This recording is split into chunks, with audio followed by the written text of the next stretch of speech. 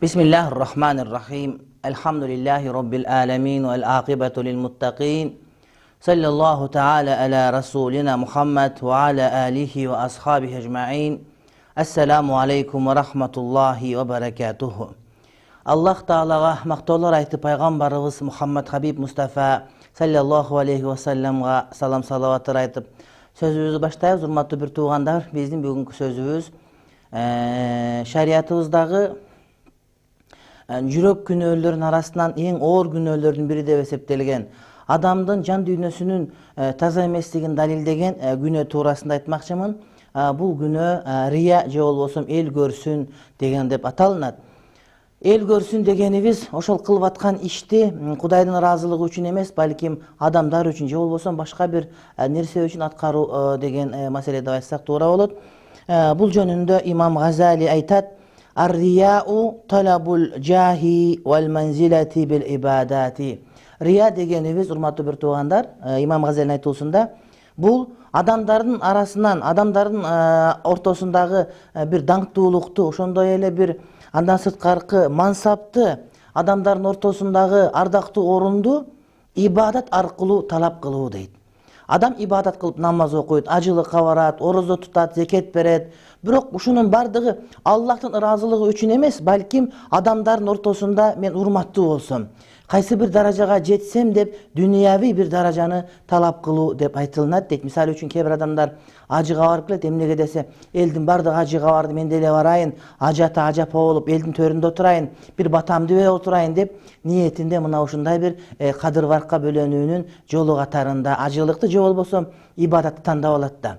Кээ бир аксакалдар сакал коюп алат. Эмнеге сакал койдуңуз десең, айтат: эми аксакал болдук, сакал кое турган куракка жеттик, жаштардын сакалы жок болот, анан сакалың бар болсоң, жок болсоң, жаштар сени тоготпой коет экен. Ошого аксакалдык бир кадыр барк үчүн койдум дейт. Мына ушул дагы рия болуп эсептелинет дагы шарият боюнча. Бул арам иштердин катарына кошулат. Чындыгында сакал коюп ажылыкка баруу бул шариятыбыздын өкүмдөрүнүн бири болгондуктан бардыгында Аллахтын ыраазылыгы, Аллахтын бир бере турган соопторун үмүт кылып гана аткарылуусу керек болгон амалдардын катарына кошулат. Рия жөнүндө Кур'ан-ы Карим өзү, Пайгамбарыбыздын сүннөтү жана бүтүндөй ислам үммөтүнүн аалымдарынын бардыгы ижма кылып, бул арам, бул чоң күнөөлөрдүн катарына кошулат деп айткан. Пайгамбарыбыз саллаллаху алейхи ва салламдын тарбиясын алган, сахабалардын тарбиясын алган Катада аттуу таби айтат: «Иза ра'ал абду кала Аллаху та'ала унзуру илейхи кайфа ястахзиу би».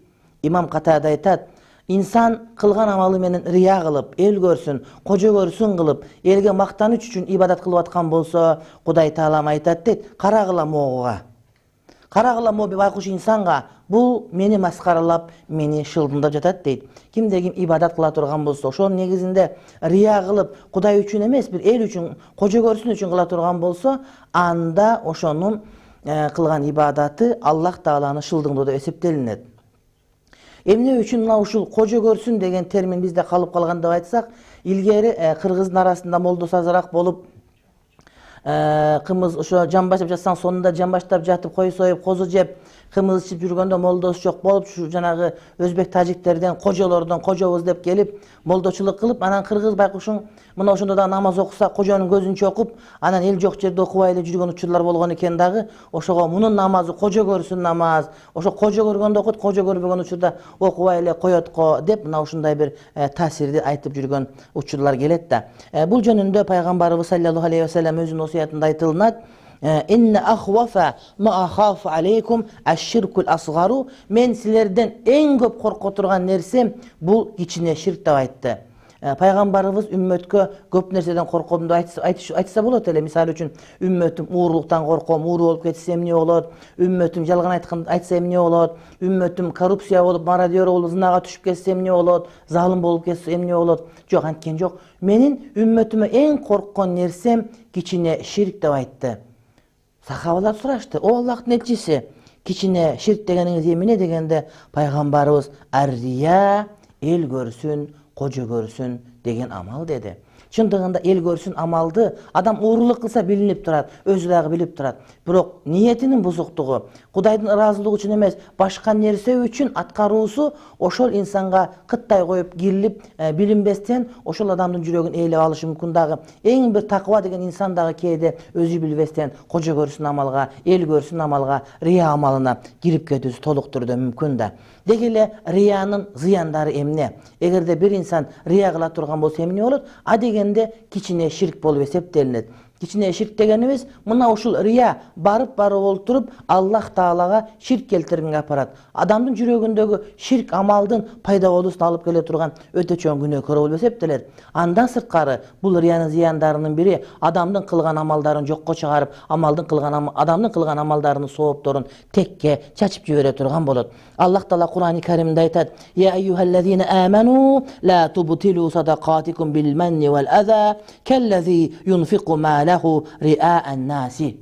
О мусулмандар, о ыйман келтиргендер, силер өзүңөр берген кайыр аксан жакшылык садакаңарды милдет кылып, ыза берип бузуп албагыла. Бир адам өзүнүн дүнүйө мүлкүн адамдар көрсүн деп, эл көрсүн деп, кожо көрсүн деп рия катарында бергенде эле силер дагы ошондой кылып милдет кылып атып кылган садакаңарды, амалдарыңарды жок кылып албагыла деген сөз ушундайынча айтылып келет, урматтуу бир туугандар. Андан сырткары бул рия кылган адамдын шермендечилигин Кудай Таалам ушул дүнүйөдө жана акыретте ачып коет. Адам мен рия кылып атам, аны эч ким билбейт деп элдин көз жүргөнүңүз менен күндөрдүн бир күнүндө, жылдардын бир жылдарында Кудай Таалам элдин астында сизди шерменде кылат дагы, кыямат күнгө барганда дагы рия кылгандыгыңыз үчүн тозокко түшүп, шерменделердин катарына кошулуп каласыз. Андан сырткары рия кылган адамдын башка жакшылыктарындагы ошол рия ниети, жүрөгүндөгү эл көрсүн деген анын үмүтү, тилеги жокко чыгарып коет, урматтуу бир туугандар. Андан кийинки жаман нерсеси, рия кылган адам бул тозокко түшүүгө өзүн даярдаган болуп эсептелинет. Тозокко түшүүгө өзүн даярдаган болуп эсептелинет. Эми азыр айта турган сөзүм, урматтуу бир туугандар, ушул риянын себептери эмнеден? Рия кайсыл жерден пайда болот десек, биринчиси бул адамдардын мактоосунун таттуулугу, адамдардын мактоосун жакшы көрүү болуп эсептелет. Эгерде сиздин жүрөгүңүздө мактоону жакшы көрсөңүз, мактоого көңүлүңүз жибий турган болсо, анда сиз рияга бара турган жолуңуз ачылып калды, тез эле рияга түшүп каласыз деген сөз болот. Андан кийинкиси адамдардын жек көрүүсүнөн, адамдардын жаман көрүүсүнөн качуу дагы адамга риянын эшигин ачып коет. Анткени кээ бир адамдар ушул сөздү сүйлөсөм, адамдар жаман көрүп калса эмне болот? Ушул сөздү сүйлөсөм, Кудайга түз болуп атат, бирок адамдарга жакпай калса эмне болот деп сөздү тандап сүйлөп, адамдардын жек көрүүсүнөн, адамдардын куугун токтосунан качып олтуруп, акыйкатты айтпай коюу дагы барып рия кылууга, кожо көрсүн амал кылууга алып келе турган маселенин катарына кошулат. Андан кийинкиси адамдардын астында болгон, адамдар бере турган бир мансапты, адамдар бере турган бир даражаны, адамдар бере турган бир байлыкты үмүт кылып, ошол мансапка, ошол даражага жетүү үчүн болгон аракет дагы адамга риянын эшигин ачып коет дагы. Мына ушул үч нерсе рия кылуудагы негизги себептердин катарына кошулат, урматтуу бир туугандар. Бизге келген суроолорго орун берип баштайбыз. Бирөө ооруса жугуп кетет деп жанында турбаш керекпи? Ширк болуп калбайбы дейт. Пайгамбарыбыз саллаллаху алейхи ва салламдын бул туурасындагы осуяттары эки түрдүү айтылат. Биринчиси, жуга турган оорудан, арстандан кандай кача турган болсоң, дал ошондой кач деген пайгамбардын осуяты бар да. Ошол учурда оору жукпайт деген дагы пайгамбарыбыздын хадиси бар да. Анан бул хадистерди кантип түшүнөбүз деген учурда алымдарыбыз айтышат. Оору жукпайт чындыгында. Бирок пайгамбарыбыздын оору жукпайт деген хадиси ошол оорулуу адамдын жанында кыймылдап жүргөн болсоң, сага оору жугуу эмес, өзүңдөн өзүң эле ооруп кала турган болсоң дагы, демек оору жугат экен го. Ошол пайгамбарыбыз айткан сөзү калп экен го деп, сен мына ошол жерде турба дегенди айтат да. Себеп дегенде пайгамбардын ар бир сөзү акыйкат, ар бир сөзү касиеттүү. Ошондуктан ооруп аткан адамдын жанында жанагы врачтар айткан атайын каражаттарды колдонуп, ошол жанагыдай тазалыктын тартиптерин сактанып, оору жана жугат имиш деп айтылганга каршы чаралардын баарын колдонуш керек дагы. Эгерде зарылчылыгы жок болсо, адамдын ошонун жанына барбастан өзүнчө тургандыгы макулураак болуп эсептелип, муну шариятыбыз ширк деп айтпайт, урматтуу бир тууганым. бака жеген балык арам болобу дейт. Балыктын азыгына карап же болбосо биз жеп аткан уйдун азыгына карап анын этин арамга же башкага чыгарып кое албайбыз. Ал балык мукаллаф эмес, ал Мыктыбек Арстанбектин лицензиясын алган тамактарды жегенге балык милдеттүү болбойт. Ал ошол инсандардын өзүнө гана милдеттүү болот. Демек балыктын тамагына карабастан туруп эле ошол балыктын өзүн жесеңиз шариятыбыз уруксат берген, урматтуу бир тууганым. Мектептеги 20-10 жылдыктар шариатка туура келеби дейт. Албетте бул биз бидат деп айтсак деле болот деп айтышат кээ бирлер, бирок бидат деп айтуу үчүн муну шариаттагы бар өкүм деп баалоо керек болот да, бирок эч ким ушуну шариаттын бир өкүмү деп айткан жери жок. Албетте адам бир убакта окуткан агайларын, эжейлерин көрүп, бир убакта классташтарын көрүп, аларга бир даават ниетинде бар айткан болсо эч кандай зыяны тийбейт. Бирок ошол жерде жанагыда арак ичилип, андан кийин кечке бийлешип, айрыкча мына түштүк тарапта Жалал-Абадта тим эле өлүп калышат да. Ошол 20 жылдыкка баргандар 3 күн 4 күн майрамдап, анан мектептеги сүйүүлөрү козголуп кетип, анан ургач эркегин өп кучактап ошентип акмак болот. Ушунун баардыгы шариатка туура келбейт. Жөн гана барып, бири-бирине дидарлашып көрүшүп, мектебине бере турган белегин берип туруп, анан кайра дуа кылып кайта турган болсо, албетте мунун зыяны тийбейт. Бирок шариатка каршы келе турган иштер чыга турган болсо, шариатыбыз муну бир ооздон арам деп өкүмүн чыгарып берет.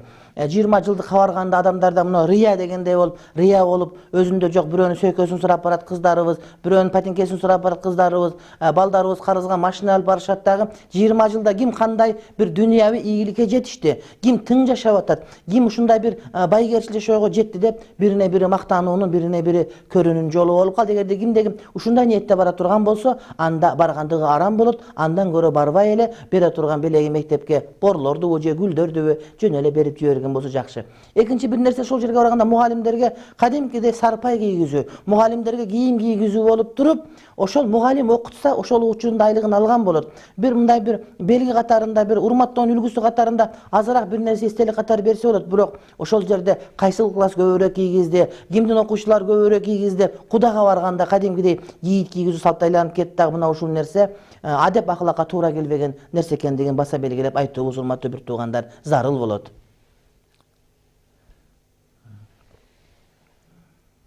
Бажы союзуна сиздин көз карашыңыз дейт. Менин бул боюнча мен бизнесте жүргөн досторум менен сүйлөшсөм, алар бажы союзуна кирүүнүн туура эместигин айтышса, бирок ошол эле учурда мындай улуттук коопсуздук боюнча иштеген досторум менен сүйлөшсөм, алар бажы союзуна кирүүнү жакшы деп айтышкандарын билем дагы. Жеке мен өзүм мына ушуну таразалай албай турам да, балким бажы союзуна кирсек, мына Кытайлардын каптап келаткан тумоодой болгон каптоосу анан бир сакталып калар белек. Себеп дегенде Кытай бул чалкып жаткан океан болсо, Кыргызстан бир жаканыраак бир сары чилтей болгон аз эле көлбүз да. Анан булар бир жайпап кетсе, Кыргыздын эч кандай эч нерсеси калбай калуусу. Ошондуктан бир чети бажы союзуна кире турган болсок, балким Кытайлардын кара селдей каптап келүүсү азайып калып, Кыргыз эли мындай бир амандыкта калабызбы деген маселе. Ошол эле учурда бажы союзуна кирип алган болсок, кээ бир нерселер кымбаттап, азыркыдай бир байгерчилик жашоо жок болуп калабы дегендей дагы мындай бир пикир жаралат да. Ошондуктан бул маселенин мындай бир экономисттерге, анан ошол жанагыдай дүйнөлүк бир саясатты түшүнгөн адамдарга калтырсак менимче жакшы болот. Жеке мен өзүм кайсы бир багытка токтолуштур көп билбей турам, бирок бажы союзга киргендегерде Кыргыз эли сакталып кала турган болчу. Андан сырткары мындай бир алып сатарлык кызмат менен эмес, балким өзүбүздөгү бар бир мындай бир өсүп өндүрүү, бир нерсени чыгаруу, бир нерсени импорттоо, өзүбүздөн чыгарып, мына ошондой бир касиетке болуп кала турган жагдайды бажы союз түзө турган болсо, анда өткөндүгүбүздү мен жакшы деп ойлоор элем. Сүннөткө сөзсүз отургузуш керекпи? Мен 32-демин обрезание боло элекмин дейт. Албетте сүннөткө отургузуш шарият боюнча сүннөт деп эсептелет, урматтуу бир тууганым. Бирок кээ бир адамдар мына ушуну туура эмес дагы түшүнүп алуусу мүмкүн да. Туура эмес түшүнүп алганды кандай болушу мүмкүн? Урматтуу бир туугандар, мисалы үчүн ошол сүннөткө олтургузбаса мусулман эмес деп ойлосо, анда бул туура эмес болот. Бирок ошол сүннөткө олтургузулбай калган адамдар гусул алганда жыныстык мүчөсүн жууганга мүмкүнчүлүгү жок болуп калып, таза жуулбай кала турган болсо, же аялы менен же күйөөсү менен, аялы менен мындай боло турган бир жубайлык мамиледе толук рахат тартуулай кала турган болсо, анда 32 эмес 60ка чыксаңыз деле сүннөткө отургузсаңыз боло берет. Бирок андай болбогон шартта ошол бойдон калсаңыз зыяны иншалла тийбейт деп айтсам жакшы болот деп ойлойм. Spirалы барга жаназа кабыл болобу, анын спиралы барбы, спиралы жок, бага айырмасы жок. Урматтуу бир тууганым, тиш салдырып алган же болбосо ошого окшогон бир нерсе кылдырган же буту сынганда бутуна бир темир койдурган адамга деле жаназа окулгандай эле аялдын ичине спирал салган болсо, ошону менен мархума болгон болсо, ага жаназа окула берет. Буга сөз болушу дагы мүмкүн эмес, урматтуу бир тууганым. Ислами той өткөрүү жөнүндө айтып берсеңиз, үйлөнүү тойдо каада салтыбызды кантсек болот дейт. Үйлөнүү тойдо ашып кетсе 2 кой союлуш керек. Кызды узатып атканда 1 кой союп узатыш керек, дагы келини тосуп аткан жерде дагы 1 кой союп, ошону менен бир күндө бардыгы бүтө турган болсо, ошол сүннөт той болот. Эркек аялдар аралашпастан, арак ичилбестен, ызы чуу болбостон, даңгыр-дуңгур болбостон, ошол кыздын үйүндө нике кыйылып, ошо менен кызды күйөө балага кошуп бере турган болсо, ошол жерде келген кудаларды коноктоп, анан кечинде кыз жеткирип барып, ошол жерде кудалар конок болуп, ошону менен бир күндө бардыгы бүтүп, мындай бир эң аз ысырап болгон, эң аз калың берилген, эң аз сеп берилген, жок дегенде ырым эле кылып мындай бир аз журкан төшөк берилип, мындай бир күлфат болбостон, адамдарга кыйынчылык болбостон болгон тойлордо береке болот да. Көптөгөн бир үйдүн баасы, 2 үйдүн баасы менен той өткөрүп, бир дүйнөнү ала тоодо эт кылып, ала көлдө шик кылып, бирок 2 айдан кийин, 3 айдан кийин ажырашып кетсе, андайлар болуп дагы турат. Кудайым ошондон сактаган болсун. Ошондуктан келгиле балдарыбыз, кыздарыбыз никеси туруктуу болсун десек, ошол никелер түбөлүктүү болсун десек, анда тойлорду кыйнабастан, эки тараптан ушул үйлөнбөсө ушундай болбойт эле, ушу үйлөнгөн үчүн кыйналып калдык деп сөз чыгарбастан, эч кимди нааразы кылбастан, мүмкүн болушунча эң жеңил өткөргөнгө аракет кылышыбыз керек. Ичимдик таптакыр болбош керек. Арам нерсе болбош керек, урматтуу бир туугандар. Андан кийин эгерде ошондой эле дүйнөсү көп болуп турган болсо, анда ошону чогултуп жаштарга бере турган болсо, алар жер сатып алабы, же үй сатып алабы, же бир бизнестин башын баштап алабы, айтор бир керектүү иш кылган болор эле. Андай дагы муктаждык жок болгон болсо, анда ошол тойго кылам деген жанагыда чыгымдарын атасы сактап жүргөн болсо, анда барып карлар үйүнө, жетим балдар үйүнө берсе, мына ошол 2 жаштын үй бүлөсүнүн бекем болуусуна бул нерсе сөзсүз түрдө себеп болот деп айтар элем, урматтуу бир туугандар. Бирок жанагыда музыка коюп, ызы чуу кылып, даңгыр-дуңгур болгонун бардыгы шариятка туура келбеген тойлордун катарына кошулат. Балким алар той эмес, ал ошо шайтандын тою деп айтылынат. Баканы дарылыкка колдонсо болобу дейт. Аны эми мына Кытайлардан сураш керек. Эгерде башка дары жок ушул дары гана жарай турган болсо, анда аны колдонгонго болот. Эгер зарылчылык болгон учурда гана. Фен-шуй деген илимге ислам дини кандай көз карашта? Мен фен-шуй деген илим жөнүндө кызыкпаппын. Дагы деле кызыгып кеткен жерим жок, ошондуктан билбейм. Сиз ушул илим боюнча илимдин аныктамасы, анын пайдасы, илимдин негизи, анын жыйынтыктары, анын түзүүчүсү жөнүндө маалымат берсеңиз, ошого жараша биз сиздин фен-шуй деген илимиңиздин өкүмүн айтып берген болор элек, урматтуу бир тууганым. Кан тамыр менен дарыланса болобу? Күнөө эмеспи, сизди жакшы көрөбүз дейт. Мен дагы силерди жакшы көрөм. Силер болгончо ушул жерге келип отурам. Кудай таалам бардыгыбызды бирибизге бирибизди жакшы көрүп, ошол аркылуу бейишкерге насип кылган болсун. Кан тамыр менен дарыланса болобу дегенде, кан тамыр аркылуу укол сайып деген түшүндүрүп атасызбы, же болбосо кандай экенин билген жокмун. Бирок кандай болгон күндө дагы дарылансаңыз, ден соолугуңузга шифа боло турган, ошонун айыгып кетүүсүнө себеп боло турган болсо, анда ошол жол менен дарыланганга шариятыбыз иншалла уруксат берет. Бир туугандар менен черный касса ойносо болобу дейт. Черный касса, урматтуу бир тууганым, бул кайсы бир деңгээлде сүткорлукка жатып калат. Анткени мыногу акчадагы жанагыдай термелүү же болбосо инфляция деген сөз, акчанын күчүнүн азайып көбөйүп туруусу, бул бары олтуруп адамдардын ортосундагы пикир келишпестикке алып келет да. Мисалы үчүн, сиз азыр 1000 сомдон чогултсаңар, 5 өңөр чогултсаңар, ушул айда 5000 сом болсо, балким 5000 сомго бир кой келсе, кийинки айда 5000 сомго чычкак булак келбей калыш ыктымалы бар да. Ошондуктан эгер адамдар бири-бирине бир жардам берүүнүн формасы катары эсептесе, анда ошондо черный касса ойногондо алтындын бир наркына чегерип алуусу керек болот да. Мисалы үчүн, ар бирибиз жыл сайын же ай сайын 5 грамм 99 пробадагы алтындын баасын берип турабыз десеңиз, алтындын азайып көбөйгөндүгүнө жараша жанагы акчаңар азайып көбөйүп турат, бирок ошону менен ортодо эч кандай жек көрүү болбойт. Себеп дегенде, алтын шариятыбызда, динибизде ошол түбөлүк баа катары кармалып берилген. Бирок жанагыдай сомго эсептеп же долларга эсептеп койгондо, анда бул ортодогу жек көрүүнү, душмандыкты пайда кыла турган туура эмес маселе. Мен намаз окуганда жаман нерсени ойлоп калам, эмне кылайын дейт. Мына ошол ыймандуулардын оорусу, урматтуу бир тууганым, намаз баштаганыңызда шайтан келип сизге таппай калган, каякта укпай калган нерсенин бардыгын баштай берет да. Мен сизге бир окуя айтып берейин. Имам Азирети Абу Ханифага бир адам келип айтат, менин жанагыдай алтынды көмүп койгон жерин таппай калдым. Адамдар кызык да, молдодон бардыгын сурай беришет. Менден бир өткөндө сурап атат, башым какач басып кетти, кантип кетирсем болот деп. Анан ошол сыяктуу эле адамдар молдодон бардыгын биле берет деп ойлойбу, же болбосо кандай деп ойлойм.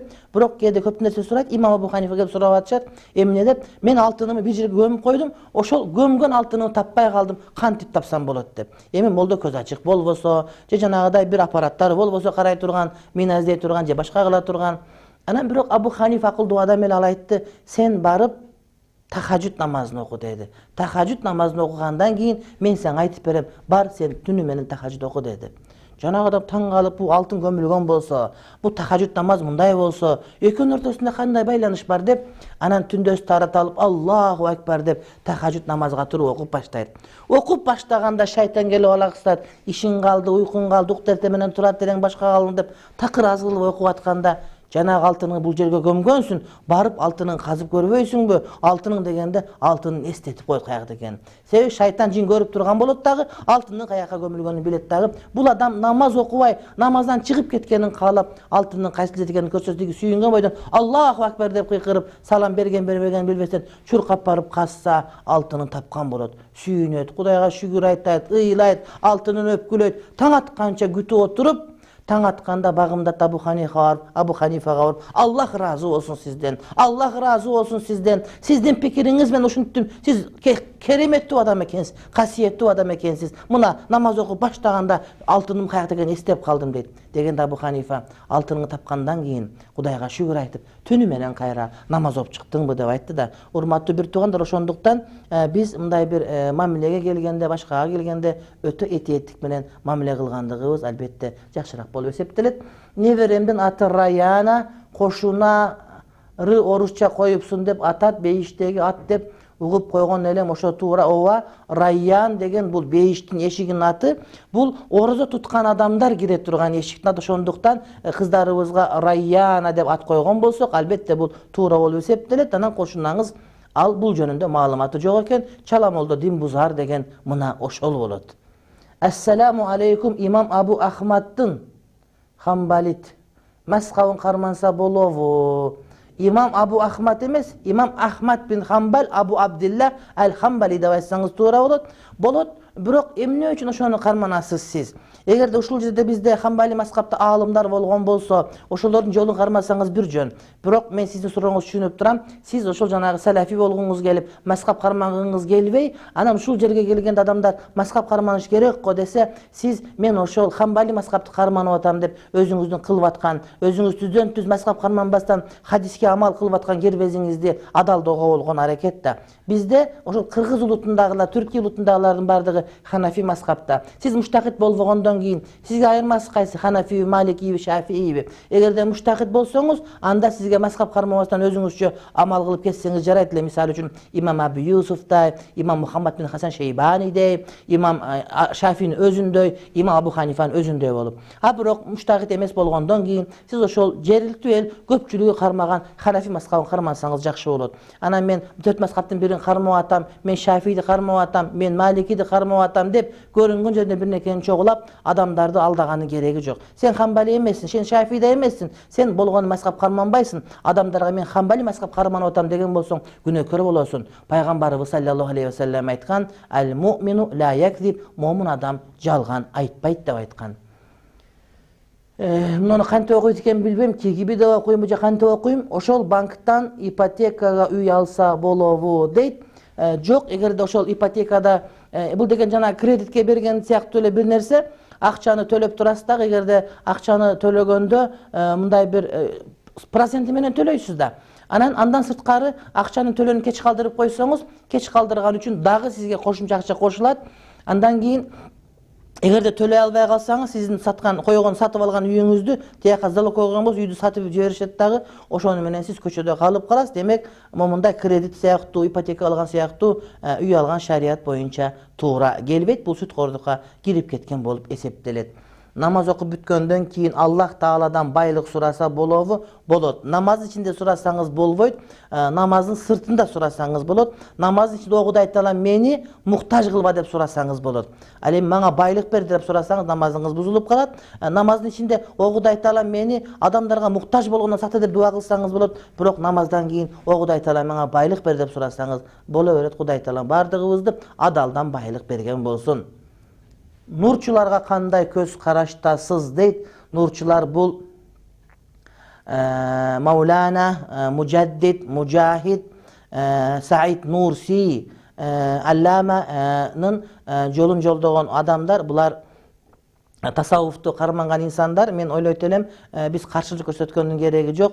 Туура багытта, сүнний багытта мен булардын медреселерин көрүп турам. Эч кандай зыяны тийбейт. Болгону кээ бирлер бул бардык эле агымдарда, бардык эле жамааттарда бар. Биздин устаздын гана айтканы туура, анан калгандыгы туура эмес дегенде түшүнүккө кетип калса, албетте бул күнөөкөр болот. Бирок ошол Абу Ханифа, Шафи, Малики сыяктуу аалымдардын бири катарында Саид Нурсини көрүп туруп, анын да адашкан жери болушу мүмкүн. Бирок биздин устазыбыз катары урматтап сөзүн угабыз деген болсо зыяны тийбейт. Анан кээ бир инсандар ошол динди өзүнүн гана шейхине, устазына монополия кылып коет да. Мисалы үчүн динди Саид Нурсинин Расаил Нур аркылуу гана, китептер аркылуу түшүнүш керек десе, албетте бул туура эмес.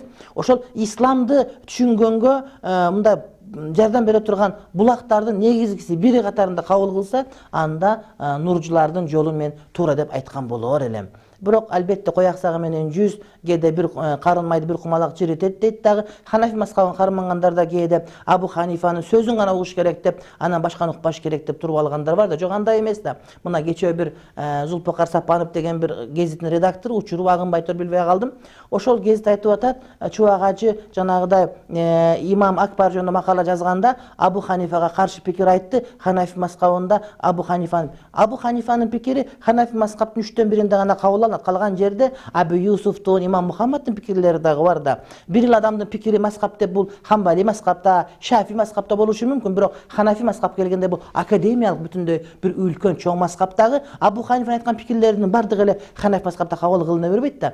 Мисалы үчүн Имам Насафийдин тафсиринде Абу Ханифа Малики Яумиддин дегенде Малека Яумаддин деп окугандагы, бирок Абу Ханифанын ушинтип окугандыгына карабастан Ханафи мазхабында биз намазды Малики Яумиддин деп окуйбуз. Ошондуктан многу журналисттер, кичине аяк бияктан бир нерсе көрүп алган чала сабаттар чыгып алып эле өзү каалаганда оңду солду шилеп жаза берген таптакыр туура эмес да. Илгертеден келаткан сөз бар, бөдөнөнү сойсо дагы касапчы сойсун деген сөз бар. Бисмилlah. Элхамдулилlah. Ассаламу алейкум, бисмиллахир-рахманир-рахим деген сөздү 9 адамга жөнөт деп SMS келип жатат. Муну кандай түшүнсө болот деп. Кааласаңыз жөнөтүңүз, кааласаңыз жөнөтпөңүз, жөнөтүү сизге милдет эмес. Ошентип бирөөсү бидатты баштап койсо керек, ал эч кандай шариатта негиз жок. Бирок ар бир адам билгенин башка муундарга жеткирүүнүн аракетин көрүш керек. Бокс ойносо болобу, рахмат дейт. Албетте бул боюнча маселени тагыраак айтыш керек болот. Боксту мындай бир ошону кесип кылып алып, ошонун аркасынан жүгүрүп жүрө турган болуп, ошону менен нан таап жей турган боксер боло турган болсо, шарият муну арам деп билет, урматтуу бир туугандар. Ал эми өнөр катары үйрөнүп, кошумча бир мындай бир спорттун бир түрү катары үйрөнүп, өзүн коргонуу үчүн, керек болсо бир убакта адамдын абийирин, ар-намысын, өзүнүн малын сактап калуу үчүн керек болот деген мааниде бир өнөр катары үйрөнсө, андагы уруксат берилет. Бирок ошону кесип кылып алып, ошон менен жашоо өткөрө турган болсо, анда бул нерсени шарият туура эмес деп. Себеп дегенде бокста адамдын жүзүнө уруу маселеси бар, урматтуу бир тууганым. Бокс мына ошондой, ошондуктан жанагыда бокс федерациясы жана башкалар иштерин жүргүзө бергени макул. Бирок ошолорго айтыш керек, бул силерге бир өнөр катарында болсун, бирок адамдар жүзгө урган туура эмес. Жүзгө ура турган учур келгенде, мамлекеттин эгемендүүлүгү үчүн, мамлекетти коргош үчүн, динди коргош үчүн, абийириңин намысын коргош үчүн гана ошол убакта керек болсо, иштетүү үчүн, болбосо ден соолуктун кызыкчылыгы үчүн гана үйрөнсө болот деп айтсак туура болот.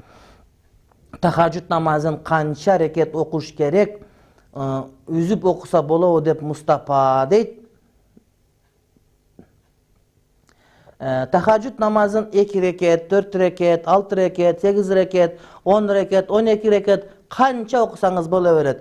Biroq 2 rekat menen 1 salam, 4 rekat menen 1 salam, 6 rekat menen 1 salam, 8 rekat menen 1 salam kılıp okusaң, 8 rekattan kılıp okusanız dagı jaray beret.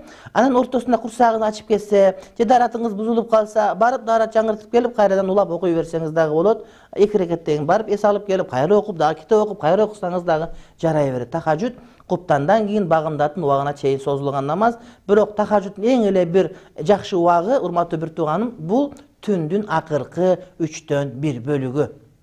Bismillahirrahmanirrahim. Elhamdülillahi Rabbil alemin vel aqibatu lil muttaqin. Sallallahu ta'ala ala rasulina Muhammed ve ala alihi ve ashabihi ecma'in. Esselamu aleykum ve rahmatullahi ve berekatuhu. Urmatlı bir tuğanlar emi hazır muna oşol riyadan kantip saktanu gerek. Kantsek koca görsün, el görsün degen janagıda apaattan, muna oşol korkunçlu oğrudan kantkende ayıgabız degendin tegeregende söz kılabız. Elbette birincisi bu ma'rifatu esbab riya ve darajatihi ve anvaihi. Birincisi riya degen emine.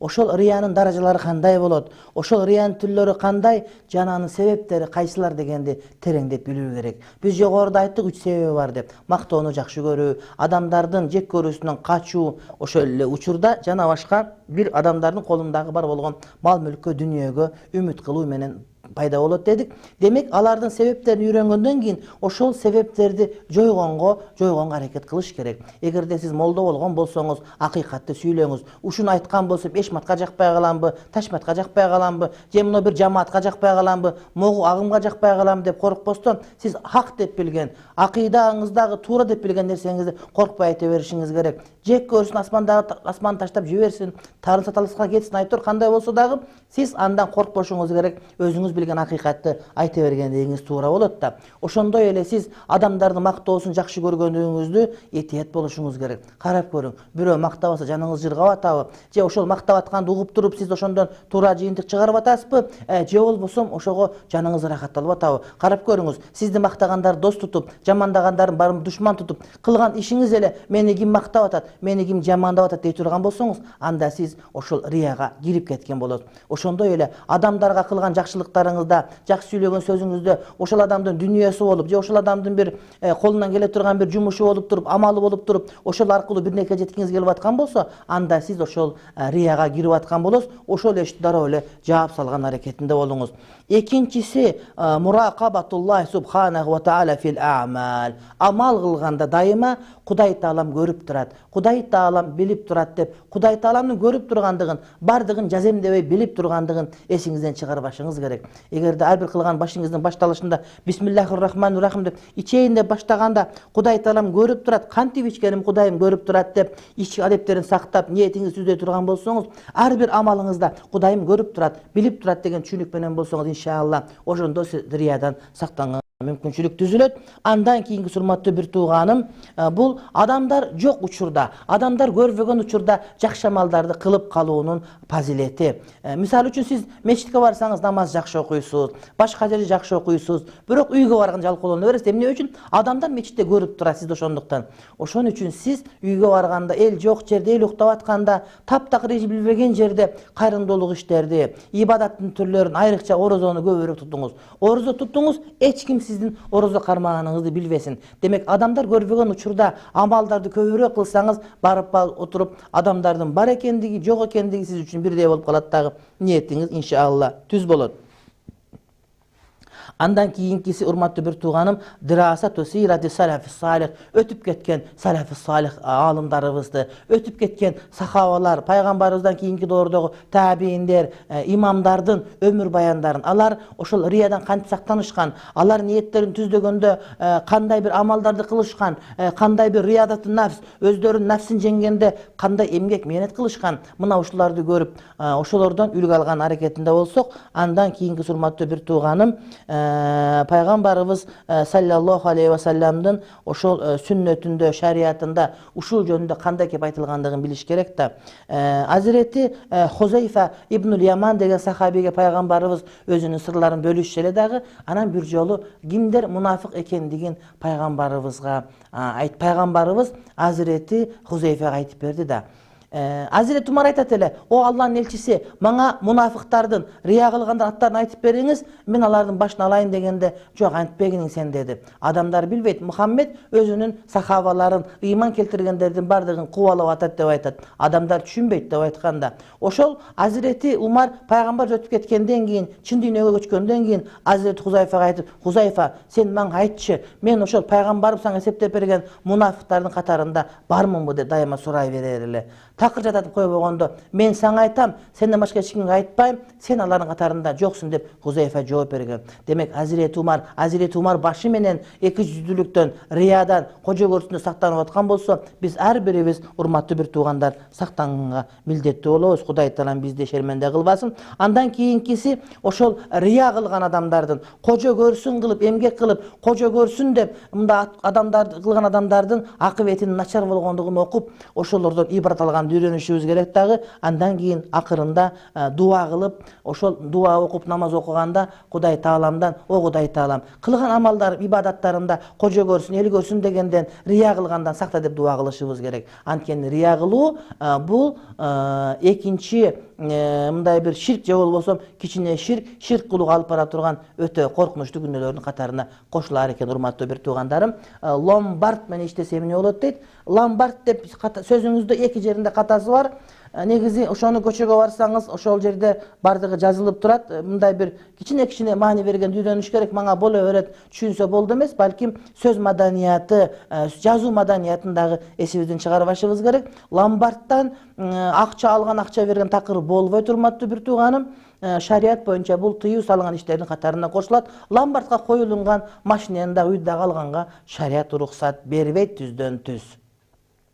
Эски мазарга мечит куруу үчүн кандай иш-чаралар керек? Сөзсүз түрдө сөөктөрдү башка жерге которуу керекпи? Эгерде ошол мечит куруп аткан учурда сөөктөр чыга турган болсо, албетте аларды апарып башка мусулман мазарга көмүп, эгерде башка динде ошол өзүлөрүнүн диндерине апарып көмгөнгө туура келет да, анан калгандарына эмне кадимкидей мечит курса боло берет. Эгерде акыркы көмүлгөн сөөк чирип кеткен болсо, бирок сөөктөр чирип кете элек болуп, бардыгы жаңы ойдон турган болсо, анда ал жерге салбаш керек. Ошол акыркы сөөк чирип кеткенге чейин күтүш керек. Муну кээ бир аалымдар акыркы сөөк көмүлгөндөн кийин 25 жылдан кийин ошол жерди иштеткенге берсе болот деп айтышат.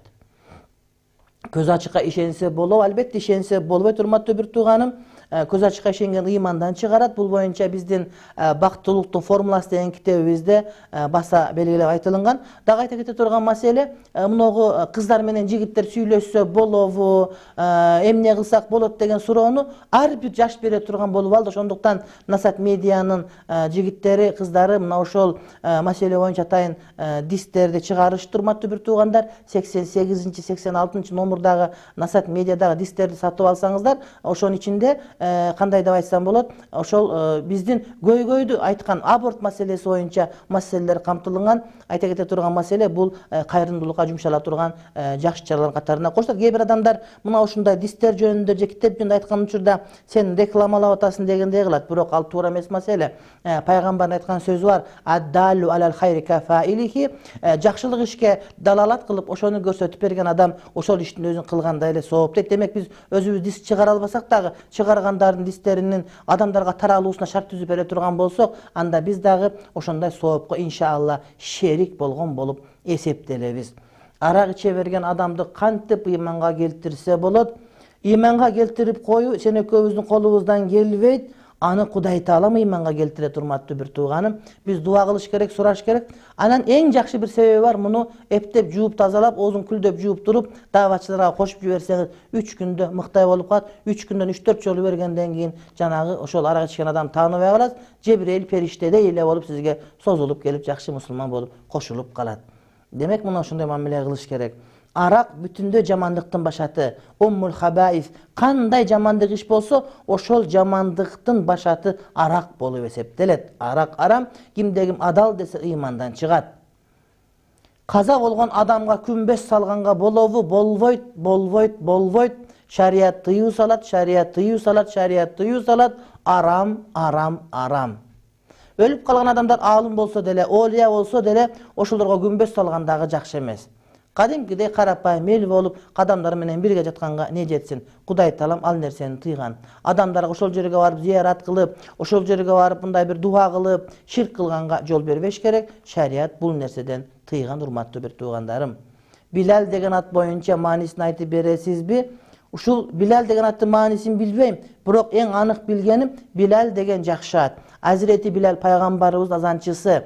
Пайгамбар өтүп кеткенден кийин Медине шаарында жүрө албай калган. Мединенин ар бир ташы, ар бир дарагы, ар бир бурчу, ар бир көчөсү пайгамбарыбызды эстетип тургандыктан жүрөгү көтөрө албастан Сирияга кетип калган үлкөн бир сахаба инсан болгон.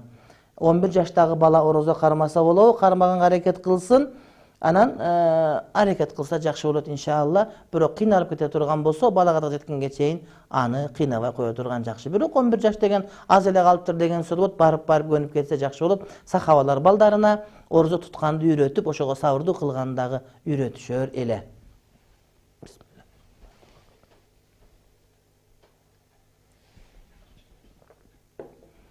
Кыргызча Куран окуса болобу? Абдушукур Исмаилов, Саид Бакас Доолов, Садык Гавайлар Которушуптур, рахмат дейт. Ооба, азыр Кудай мындай бир бизге көп жакшылык берди. Курандын маанилерин кыргызча котормосу айткан Абдушукур Исмаилов, Саид Бакас Доолов, Садык Гавайлар которгону бар, андан сырткары Аллауди Мансурдун котормосу бар, андан сырткары Надырбек Алымбековдун ошол маанилерди ыр менен айткан бир түшүндүрмөсү бар. Андан сырткары азыр эсиме келбей турат. Дагы бир таластык агайыбыздын жазуучулар союзунун мүчөсү атын эстебесимен чыгып турат. Бир сонун кылып баса албай турат, ошондой чыкканы бар. Ал дагы бир уйку алыштырган сонун кылып берген. Андан сырткары мына Шамсуддин Абдыкалык уулунуку бар. Андан сырткары Молдо Сабыр устазыбыздын дагы бүтөйүн деп калды, өтө бир сонун эмгек жазып атканы бар. Андан сырткары мына муфтийибиз Максат Ажынын дагы ошол чыгарган Хидаятул Куран деген, бирок бул дагы толук чыга элек. Андан сырт айтор санап отурсаң чарчап каласың да, көрдүңбү? Окумак турсун, санап отурсаң чарчап каласың. Демек Кудай бизге берди, чекесинен алып кое берсең болот дагы. Бирок бир маселе бар, ар бир эмгек катачылыктан куру калбайт. Адашып кеткен жерин, туура эмес жерин оңдотуп, алымдардан сурап алып окуй берсең эмне үчүн болбосун. Бала төрөлгөндө 7 күндөн кийин чачын алып садака береби? Ооба.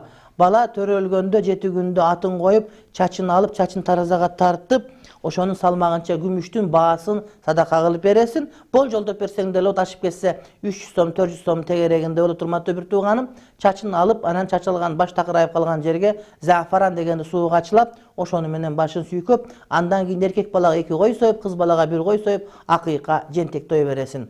7-нчи күнү колуңан келбей калса 14-чү күнү, ал күнү колуңан келбей калса 21-чи күнү, ал күнү да колуңан келбей калсаң да аны мөөнөтү жок, каалаган күнү өткөрүп берсең боло берет. Урматтуу бир тууганым. Ал эмес өтпөй калып 30га чыгып калсаң деле өзүң бир жол акыйка кылып берсең, шариятым аны деле кабыл кыла берет. 4 ай даават парспы дейт.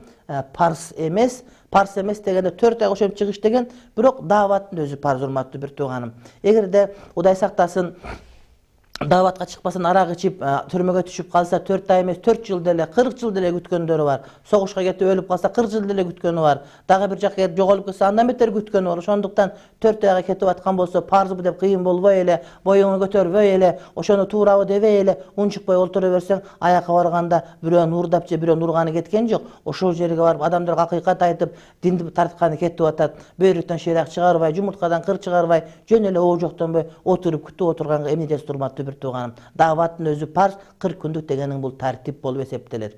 Акыркы убакта кыргыздар жаман ушинтип биз күйгүзө турган болдук да. Же бир намаз эптеп окубайбыз дагы, бул парзбы, бул сүннөтпү? Бул мустахаббы, бул эмне? Бир сүйлөсөң мунун каяктан далили бар? Сен далилде эмне кыласың? Сен ошо молда айтты угу бер. Мама кейипке барсаң, сенден ооруп атат экен, бериң десе, далилин сурабайсың го. Өпкөңө жат ачып бересиң, операция кыла бер деп. Ошол сыяктуу молда айткан болсо эле, далил кайсы деп. Сен далил түшүнсөң, менден сурай бериң сен бир нерсени, же башка бирөөдөн сурай бериң сен. Сага далил ошол молдонун айтканы далил болот сен. Мен устага барсам, эгерде айта турган болсо, далилин кайсы деп сурабайм. Ал ошонун кесип иши, ошону аткарат, мен ошонун сөзүн угуп, ошого жараша амал кылып кете берем. Эми эле бале болду, далил кандай деп. Урматтуу бир тууган, ошол 20-чы кылымдын бидаты мына ушул муфтилерден далил сурап өтүп кетишти. Далил сурай турган адам далил сурабастан өзү окуп түшүнүп алат. Демек сурап атасыңбы? Демек далилдин тең эмесин дале болсо деген сөз келип чыгат. Казино ойносо болобу харам, шарият тыюу салат, болбойт. Сизден Аллах разы болсун. Квартплата алган халал ve halal урматтуу бир тууганым. Эгер квартплатаң адал болгон болсо, анан бирөөнүн квартплатасын урдап алган болсоң, анда болбойт. Кудай Таалам баарыбызга чың ден соолук берсин. Ушул жерде чыдап сабыр кылып анча-мынча урушуп койсоң, капы болбостон, угуп отургандардын баардыгын Кудай Таалам бейишине чыгарган болсун. Ата-энебиз, бир туугандарыбыз бактылуу болсун. Адашып башка жолго түшүп кеткен, башка агымга, башка жамаат көтүп кеткендерге Кудай Таалам хидаят берсин. Улуу таралык, уруу аралык урушту козгогондорду Кудай Таалам өзү кор кылган болсун. Кудай Таалам акыйкатты бардыгыбызга акыйкатты билдирсин, өзү билдирген акыйкатка ээрчигенди Кудай Таалам баарыбызга насип эткен болсун. Кудай Таалам урушуп кеткендерди жараштырсын. Таарынышып жүргөндөр табыштырган болсун. Бойдо кыздарыбыздын бардыгын турмушка чыгарып, үйлөнө элек жигиттерибизди жакшы жерден кайындуулугун Кудай Таалам насип эткен болсун. Ооруп аткандарга шифа берсин. Карызы барлар карыздардан кутулсун. Иши жокторго иш берсин. Окуп аткандардын окуусуна ийгилик берген болсун Кудай Таалам. Кудай Таалам элибизге тынчтык, кетпес дөөлөт берсин. Кудай Таалам шерменде кылбасын. Кудайым эки дүйнө шерменде кылбасын. Пайгамбардын сүннөтүнөн айрылтпасын. Перзент жокторго перзент берген болсун. Иштерге ийгилик берсин Кудай Таалам. Кудай Таалама кандай арзу максат менен дуа кылсак, Кудайым ошого төкпөй чачпай биз жеткирген болсун. Кудайым чоңдорубузга ийгилик берсин. Кудайым элибизге момундукту итаат кылган насип кылган болсун. Сырттагы жаман душмандардан Кудай Таалам өзү сактаган болсун. Ким бизге жамандык кыла турган болсо, Кудай Таалам жүрөгүнө иман салып, биз менен бирге саждага жыгылганды Кудай Таалам насип эткен болсун. Мусулман жамааттарына ынтымак берген болсун. Жүрөгүбүздө башка бир мусулманга деген жек көрүүнү Кудай Таалам алып салган болсун. Кудайым эч убакта бирөөнүн көңүлүн оорутканды бизге насип этпеген болсун. Кудай Таалам оорутпастан дайыма жылуу жүз менен сүйлөгөндү насип кылган болсун. Аллахумма аринал хакка хаккан варзукна иттибаа. Аллахумма аринал батила батилан варзукна иштинаба. Аллахумма ваффикна лима тухиббу ва тарда. Ассаламу алейкум ва рахматуллахи ва баракатуху.